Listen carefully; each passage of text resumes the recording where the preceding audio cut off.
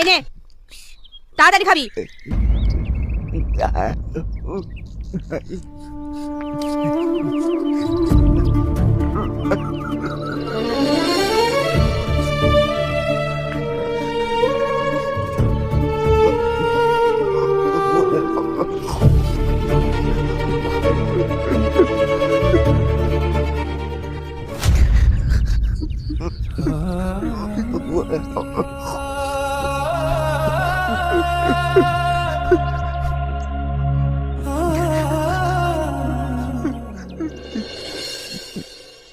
এখনো খাওয়া হয়নি?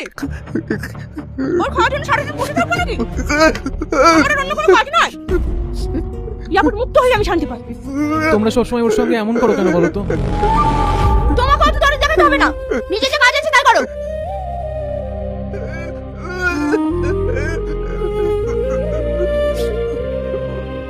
কাঁদিস নি বাপ, কাঁদিস নি বাপ, কাঁদিস নি।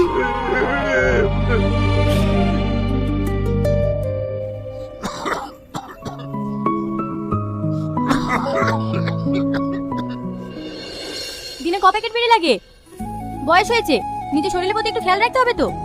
এভাবে ধূমপান করলে চলবে? ধূমপান করলে শুধুমাত্র শরীরের ক্ষতিই হবে, ভালো কিছু হবে না। আগে ধূমপান বন্ধ করো, না হলে রোগ ভালো হবে না। এই নাও। নীলা, তোকে স্যার ডাকছে। যাচ্ছি, তুই বাদবাকি পেশেন্টগুলো দেখে নিস।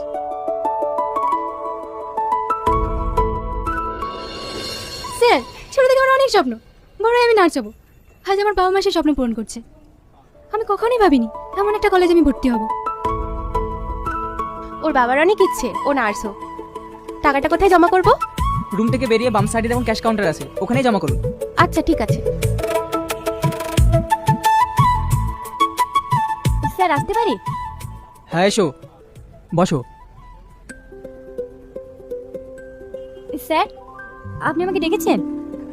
হ্যাঁ দেখো নীলা, আমরা তোমাকে এই বছর এক্সামে বসতে দিতে পারছি না, কারণ তুমি এখনো নার্সিং কোর্সের কোনো ফিস জমা করোনি। স্যার, আমাকে কিছুদিন সময় দিন, আমি এর মধ্যে ফিস জমা করে দেবো, না হলে আমার স্বপ্নটা ভেঙে যাবে স্যার। সরি, আমার কিচ্ছু করার নেই। এর আগেও তোমাকে সময় দেওয়া হয়েছিল, তবু তুমি টাকা জমা করোনি।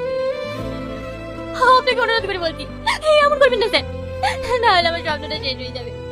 আপনি যদি বলেন আমাকে নার্সিং হোমে সব কাজ করতে হবে, আমি সব কাজ করবো স্যার, কিন্তু আমাকে এবারকার মতো পরীক্ষায় বসতে দিন স্যার।